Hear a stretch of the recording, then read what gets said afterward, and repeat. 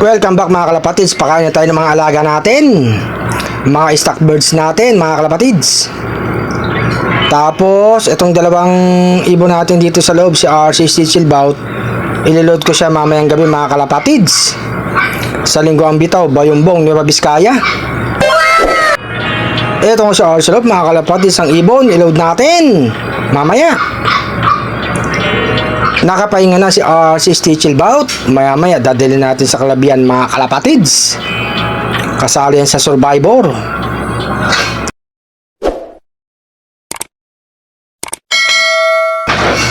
Eto mga kalapatids, so sa crates marami ng mga ibon, oh. Anong oras na nga tayo nag-load?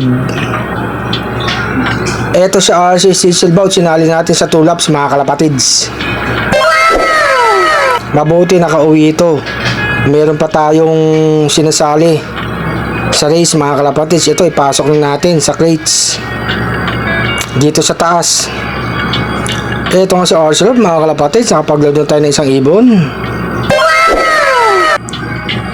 Bili muna tayong pagkain mga kalapatids, tapos mineral water bago tayo umuwi. Kumain muna tayo mga kalapatids.